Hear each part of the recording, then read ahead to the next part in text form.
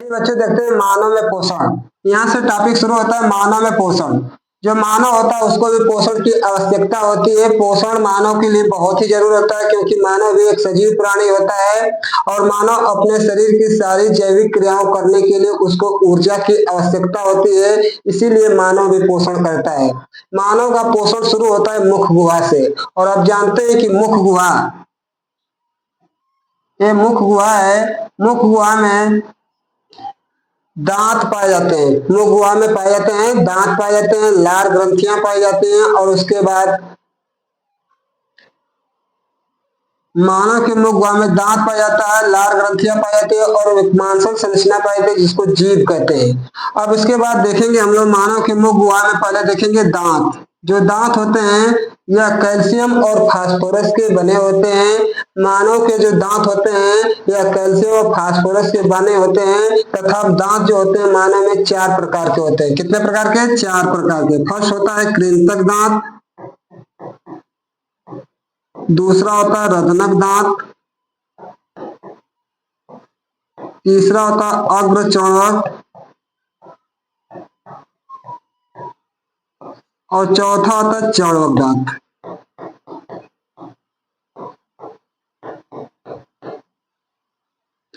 मानव में दांत 4 प्रकार के होते हैं। फर्स्ट होता है कृंतक दांत, दूसरा होता है रदनक दांत, तीसरा होता है अग्र चौड़क और चौथा होता है चौड़क दांत। जो कृंतक दांत होते हैं यह आगे वाले दांत कहलाते हैं। इनकी संख्या 8 होती है। ऊपर ऊपर वाले जबड़े में 4 पाए जाते हैं तथा नीचे वाले जबड़े में 4 पाए जाते हैं। अर्थात कृंतक दांतों की संख्या 8 होती है और इन कृंतक दांतों का प्रमुख कार्य होता है भोजन को कट करना, यानी काटने की प्रक्रिया कृंतक दांत के द्वारा होती है। भोजन को काटने की प्रक्रिया कृंतक दांत के द्वारा करते हैं और कृंतक दांत का काम होता है काटना। उसके बाद दूसरा होता है रदनक दांत। यह रदनक दांत चीरने और फाड़ने की प्रक्रिया को संपन्न करता है। अर्थात रदनक दांतों की संख्या 4 होती है। ऊपर वाले जबड़े में 2 और नीचे वाले जबड़े में 2 पाई जाती है। रदनक दांत का काम होता है चीरना और फाड़ना। कुछ मांसाहारी जंतुओं में रदनक दांत की संख्या जो लंबाई होती है थोड़ी बड़ी होती है क्योंकि इनको मांस चीरना और फाड़ना रहता है, इसी कारण से इनके दांत थोड़े लंबे होते हैं। जैसे आप कुत्ते और बिल्ली के दांत देखे होंगे तो रदनक दांत कुछ बड़े होते हैं। उसके बाद तीसरा आता है अग्र चौड़क। जो चौड़क दांत होता है, अग्र चौड़क और चौड़क, इन दोनों दांतों का काम होता है भोजन को पीसना, यानी छोटे छोटे कणों में करना। दांत का प्रमुख कार्य होता है कि भोजन के बड़े बड़े कणों को छोटे छोटे कणों में तोड़ना होता है। उसके बाद जो जीवन में दांत 2 बार निकलते हैं, एक होता है दूध का दांत,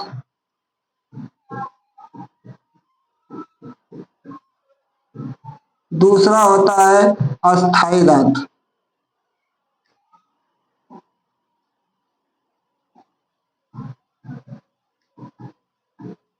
अस्थाई दांत जो दूध के दांत होते हैं बच्चों, यह 1 से 5 तक के वर्ष में निकलते हैं और दूध के दांत 1 से 5 तक टूट जाते हैं। अर्थात दांत मुख गुहा से दूध के दांत टूट जाते हैं, उनके स्थान पर दूसरा दांत निकलता है, उस दांत को कहते हैं अस्थाई दांत। अस्थाई दांतों की संख्या 32 होती है जबकि दूध के दांतों की संख्या 20 होती है। कई बार सवाल पूछा गया है कि बच्चों में जो दूध के दांत होते हैं उनकी संख्या कितनी होती है? 20 होती है। उसके बाद अस्थाई दांत की संख्या 32 होती है। और दांत का प्रमुख कार्य होता है कि भोजन के बड़े बड़े कणों को छोटे छोटे कणों में तोड़ने का कार्य करता है। उसके बाद देखते हैं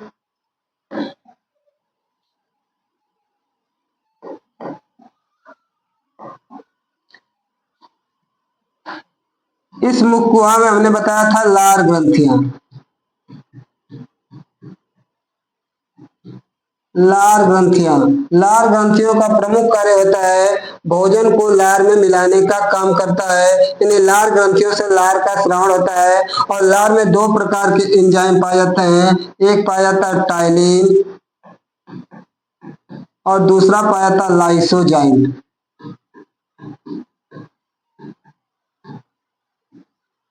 टाइलिन जो एंजाइम होता है इसका प्रमुख कार्य होता है ये कि भोजन के मंड यानी स्टार्च को पचाने का कार्य करता है।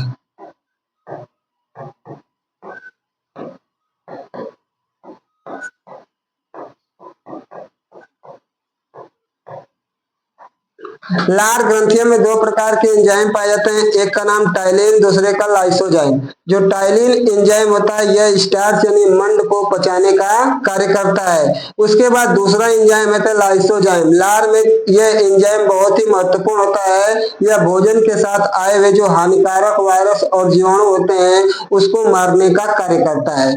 इस तरह से जो लार होते हैं, लार में दो प्रकार के एंजाइम बताए, एक टाइलिन दूसरा लाइसोजाइम। टाइलिन जो होता है मंड को पचाने का कार्य करता है, लाइसोजाइम भोजन के साथ आए हुए हानिकारक वायरस और बैक्टीरिया को मारने का कार्य करता है। उसके बाद देखते हैं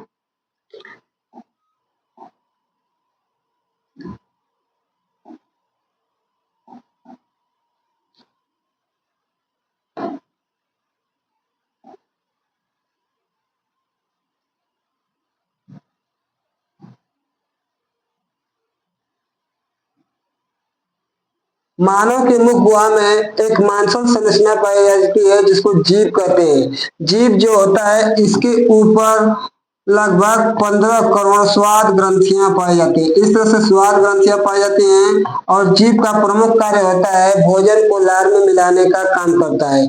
जीभ के ऊपर स्वाद ग्रंथियां पाई जाती हैं। ये स्वाद ग्रंथियां भोजन के स्वाद को ग्रहण करके मस्तिष्क तक पहुंचाने का कार्य करती है। उसके बाद देखते हैं जीभ का जो अग्र भाग होता है, सबसे पहला भाग, इसे यहाँ पे मीठे का स्वाद का पता चलता है, मीठे के स्वाद का पता चलता है। और पिछले भाग पे कड़वे के स्वाद का पता चलता है।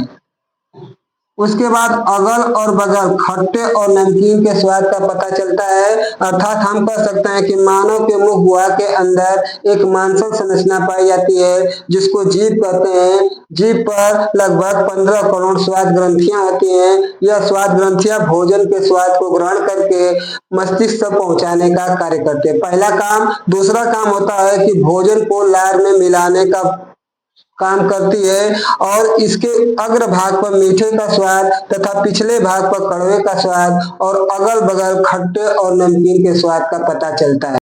चलिए बच्चे, हमने बताया कि मानव में जो पाचन होता है वह मुख गुहा से शुरू होता है। मुख गुहा हमने तीन चीज बताया था, एक बताया था दांत, दूसरा बताया था लार ग्रंथि, तीसरा बताया था हमने पाचन ग्रंथियां यानी लार ग्रंथियां।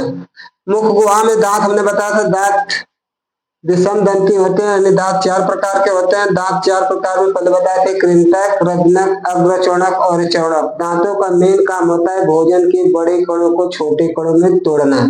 अर्थात जब मुख गुहा में भोजन टूट जाता है तो मुख गुहा में हमने बताया था लार ग्रंथि। लार ग्रंथि जो होती है भोजन को मिक्स करती है, मिला देती है। भोजन जब लार ग्रंथि में मिक्स हो जाता है तो इस ग्रास नली के द्वारा होते हुए अमाशय में आता है। कहाँ आता है? अमाशय में। इस ग्रास नली का काम कुछ नहीं होता, बस मुख गुहा को और ग्रास अमाशय को जोड़ने का कार्य करता है। ग्रास नली में कोई पाचक ग्रंथि नहीं होती, इसका मुख्य काम होता है मुख गुहा और अमाशय को जोड़ने का कार्य करता है और इसी ग्रास नली के द्वारा भोजन अमाशय में पहुंचता है। अमाशय में पहुंचने के बाद अमाशय में एक हल्की गति हमेशा लगातार होती रहती है, उस गति को कहते हैं क्रमाकुंचन गति। उस क्रमाकुंचन गति के फलस्वरूप अमाशय में भोजन और पानी एक लेई के समान परिवर्तित हो जाता है और लेई के समान परिवर्तित होने के लिए यहाँ पे रासायनिक क्रियाएं होती रहती हैं। अमाशय के यहाँ पे तीन भाग बताए गए हैं। पहला भाग होता है कार्डिक भाग, दूसरा होता है फंडिक, तीसरा होता है पाइलोरिक भाग। पाइलोरिक भाग में HCl हाइड्रोक्लोरिक अम्ल का स्राव होता है। हाइड्रोक्लोरिक अम्ल जो होता है भोजन को पहली बात तो सड़ने से बचाता है, दूसरी बात कि जो भोजन के साथ आए हुए हानिकारक वायरस और बैक्टीरिया होते हैं उनको मारने का कार्य करता है। उसके बाद इस पाइलोरिक भाग से प्रोरेनिन और प्रोपेप्सिन प्रोरेनिन और प्रोपेप्सिन नामक एंजाइम का स्राव होता है, जो प्रोरेनिन HCl के साथ मिलकर रेनिन और पेप्सिन में बदल जाता है। प्रोरेनिन और पेप्सिन में बदल जाता है। हमने अभी बताया कि अमाशय के कितने भाग होते हैं। अमाशय के तीन भाग होते हैं, पहला कार्डिक भाग, दूसरा फंडिक भाग, तीसरा पाइलोरिक भाग। पाइलोरिक भाग में जठर ग्रंथियां पाई जाती है। इन जठर ग्रंथियों से HCl का स्राव होता है और उसके अतिरिक्त प्रोरेनिन और प्रोपेप्सिन नामक एंजाइम का स्रावण होता है। जो HCl होता है इसमें नमक के अम्ल पाए जाते हैं। जो नमक के अम्ल HCl होता है भोजन को 3 काम करता है। भोजन को पहले तो अम्लीय माध्यम देता है, यानी भोजन को अम्लीय बनाता है। दूसरी बात, भोजन को सड़ने से बचाता है। तीसरा काम होता है कि भोजन के साथ आए हुए जो हानिकारक वायरस और बैक्टीरिया होते हैं उसको मारने का कार्य करता है। उसके बाद यहाँ से प्रोरेनिन और प्रोपेप्सिन का स्राव होता है। यह प्रोरेनिन और प्रोपेप्सिन HCl के साथ अभिक्रिया करके रेनिन और पेप्सिन में बदल जाती है और यह एंजाइम की तरह कार्य करते हैं। इस पायलोरिक भाग से 4 प्रकार के एंजाइम निकलते हैं जो भोजन के कार्बोहाइड्रेट, प्रोटीन,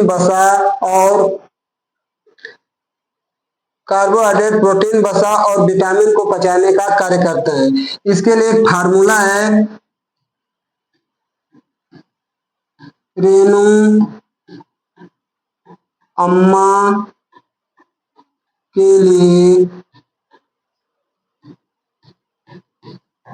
पेप्सी लाइए।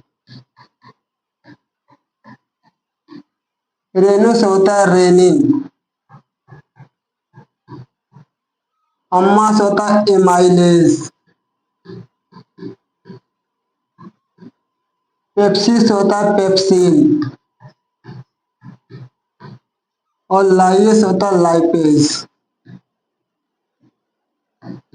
ये सारे एंजाइम रेनिन, एमाइलेज, पेप्सिन और लाइपेज ये अमाशय से स्रावित होते हैं। इनका काम होता है भोजन के जो भी कण होते हैं उसको पचाने का कार्य करता है। जैसे रेनिन का काम होता है दूध को पचाना, और हम जानते हैं कि दूध में केसिन प्रोटीन होता है। केसिन प्रोटीन को रेनिन पैरा कैसिनेट में तोड़कर दही के रूप में परिवर्तित करने का कार्य करता है।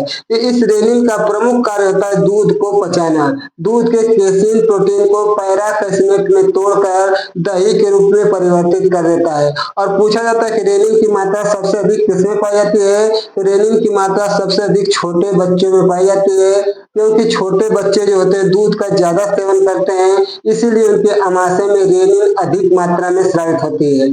और वयस्कों में रेनिन की मात्रा थोड़ा कम होती है, अतः हम कह सकते हैं कि रेनिन की मात्रा सबसे अधिक बच्चों में पाई जाती है, क्योंकि बच्चे दूध का सेवन करते हैं। यह रेनिन जो एंजाइम होता है दूध के पैरा कैसिनेट को तोड़कर पैरा कैसिनेट में परिवर्तित कर देता है, केसिन प्रोटीन को तोड़कर, जिस कारण से जब बच्चा कभी कभी उल्टी करता है तो दही के रूप में करता है। उसके बाद दूसरा था एमाइलेज। एमाइलेज जो होता है यह कार्बोहाइड्रेट वे पदार्थ होते हैं जो कार्बन, हाइड्रोजन और ऑक्सीजन से मिलकर बने होते हैं और शरीर को तुरंत ऊर्जा प्रदान करते हैं। ऐसे पदार्थों को कार्बोहाइड्रेट कहते हैं। कार्बोहाइड्रेट को पचाने का काम मेन करता है एमाइलेज। जैसे चावल, गुड़, चीनी, जितने मीठे पदार्थ होते हैं वे कार्बोहाइड्रेट होते हैं और कार्बोहाइड्रेट को पचाने का काम एमाइलेज करता है। उसके बाद तीसरा आता है पेप्सिन। यह जो पेप्सिन एंजाइम होता है यह प्रोटीन को पचाने का काम करता है। प्रोटीन जैसे होता है दाल होता है, रोटी, जितने भी प्रोटीन होते हैं उन प्रोटीन को पचाने का काम पेप्सिन करता है। उसके बाद चौथा आता है लाइपेज। लाइपेज जो होता है यह वसा को पचाने का काम करता है, यानी वसा के बड़े कणों को छोटे कणों में तोड़ने का काम लाइपेज एंजाइम करता है। यह सारी क्रियाएं इस अमाशय के अंदर होती हैं और अमाशय में जब भोजन पूर्ण से पच जाता है तो एक लेई के रूप में परिवर्तित होता है और लेई के रूप में परिवर्तित होने के बाद यहाँ से छोटी आंत में पाचन। इससे पहले हमने बताया था अमाशय में पाचन। अमाशय में पाचन क्रिया के फलस्वरूप जो भोजन और पानी था लेई के रूप में परिवर्तित होकर छोटी आंत में प्रवेश करता है। छोटी आंत के 3 भाग होते हैं। पहला होता है ग्राणी, दूसरा होता है मध्यांत्र और तीसरा होता है शेषांत्र। इस जो छोटी आंत का पहला भाग होता है जहां से यह कर्व सी आकार का होता है इसको ग्राणी कहते हैं। ग्राणी से जुड़ी हुई 2 पाचक ग्रंथियां होती हैं, एक का नाम होता है यकृत और दूसरे का नाम होता है अग्नाशय। जो यकृत होता है इसके ऊपर एक छोटी सी पाउच जैसी थैली जैसी संरचना होती है, इसको कहते हैं पित्ताशय। पित्ताशय में पित्त रस भरा होता है पित्तरस जब यह भोजन लैंगिक रूप में इस छोटी आंत में जब प्रवेश करता है तो इसी पित्ताशय से पित्त रस का श्रावण इस ग्रहणी में होता है, जिस कारण से जो भोजन का अम्लीय माध्यम था क्षारीय माध्यम में परिवर्तित हो जाता है।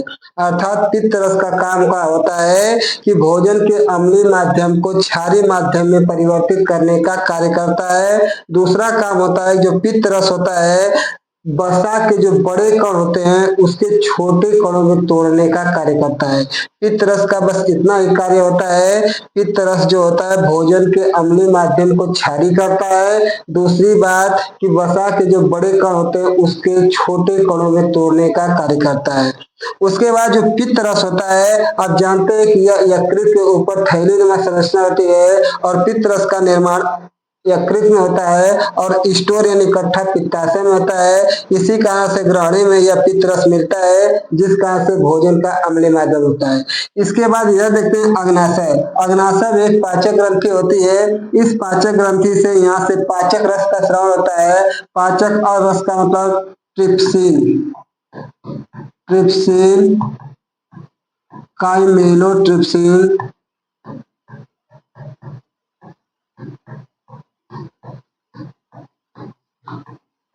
काइमेलोट्रिप्सिन आदि एंजाइम का स्राव होता है, जिस कारण से यहाँ पे कार्बोहाइड्रेट, प्रोटीन और वसा का पूर्ण रूप से पाचन हो जाता है। अर्थात हम कह सकते हैं कि अमाशय के अतिरिक्त छोटी आंत में भोजन का पूर्ण रूप से पाचन हो जाता है। पाचन का शुरुआत मुख गुहा से होता है, लेकिन पूर्ण रूप से भोजन का पाचन छोटी आंत में संपन्न हो जाता है। और छोटी आंत के मध्यांतर भाग में इस तरह से अंगुली के समान संरचना पाई जाती है, जिन्हें कहते हैं हम लोग रसा अंकुर। छोटी आंत के मध्यांतर भाग में अंगुली के समान संरचना पाई जाती है, उस संरचना को कहते हैं हम लोग रसा अंकुर।